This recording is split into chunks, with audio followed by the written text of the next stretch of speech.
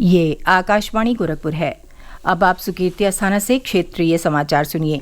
मथुरा से तीसरी बार लोकसभा प्रत्याशी बनाई गई भारतीय जनता पार्टी की मौजूदा सांसद हेमा मालिनी के पक्ष में आज भाजपा के वरिष्ठ नेता और मुख्यमंत्री योगी आदित्यनाथ ने मथुरा में जनसभा की।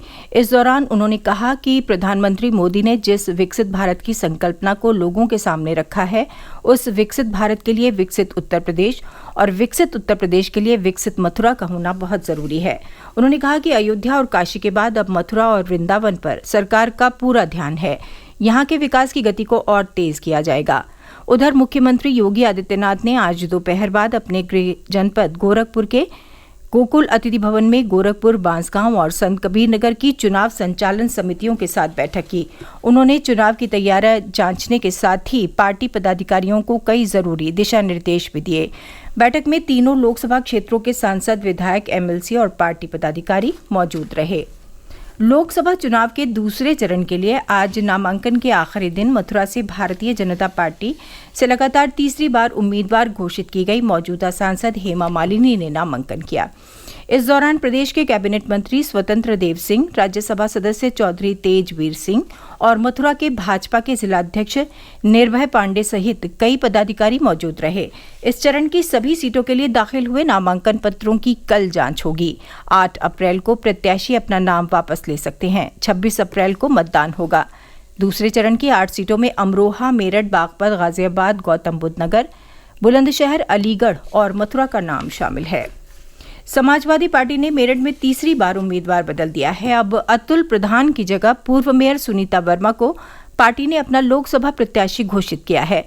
सुनीता ने आज अपना नामांकन भी कर दिया। सपा की ओर से दूसरी बार प्रत्याशी घोषित किए गए अतुल प्रधान ने कल ही नामांकन कर दिया था।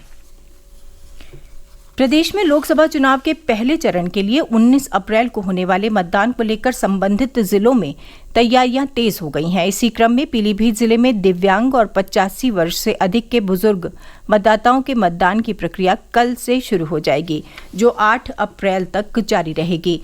निर्वाचन आयोग की ओर से दिव्यांग और 85 वर्ष से अधिक के बुजुर्ग मतदाताओं को घर से ही मतदान करने की सुविधा दी गई है। वो पोस्टल बैलेट से मतदान कर सकेंगे।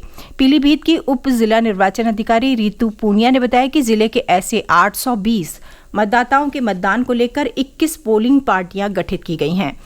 इनकी निगरानी के लिए 18 सेक्टर मजिस्ट्रेट भी तैनात किए गए हैं। प्रत्येक पोलिंग पार्टी के साथ माइक्रो प्रेक्षक, कैमरामैन और पुलिसकर्मी भी मौजूद रहेंगे। ये पोलिंग पार्टियां कल से दिव्यांग और 85 वर्ष से अधिक आयु के बुजुर्ग मतदाताओं के घर जाएंगी और पोस्टल बैलेट के जरिए उनका मतदान कराएंगी।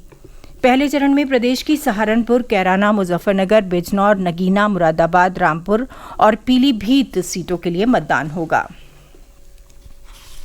लोकसभा चुनाव को लेकर भाजपा के वरिष्ठ नेता और उप मुख्यमंत्री ब्रजेश पाठक ने आज मऊ जिले का दौरा करके चुनावी तैयारियों की जानकारी ली। उन्होंने संगठन के पदाधिकारियों, कार्यकर्ताओं और प्रबुद्ध जनों से जीत की रणनीति पर चर्चा करते हुए पूरी तरह से चुनाव में जुट जाने का आह्वान किया। राष्ट्रीय शोषित समाज पार्टी के अध्यक्ष स्वामी प्रसाद मौर्य, उनकी बेटी और बदायूं से मौजूदा भाजपा सांसद संघमित्रा मौर्य सहित 5 लोगों के खिलाफ लखनऊ की एमपी-एमएलए कोर्ट ने गिरफ्तारी का वारंट जारी किया है। ये कार्रवाई धोखाधड़ी, मारपीट, जान से मारने की धमकी और साजिश के मामले में हुई है। सांसद संघमित्रा मौर्य पर बिना तलाक लिए धोखे से दीपक स्वर्णकार से शादी का आरोप है। मामले में कोर्ट में हाजिर न होने पर एमपी-एमएलए कोर्ट ने संघमित्रा के साथ ही स्वामी प्रसाद मौर्य, नीरज तिवारी, सूर्य प्रकाश शुक्ला और ऋतिक सिंह के खिलाफ वारंट जारी किया है। मामले में अगली सुनवाई 16 अप्रैल को होगी।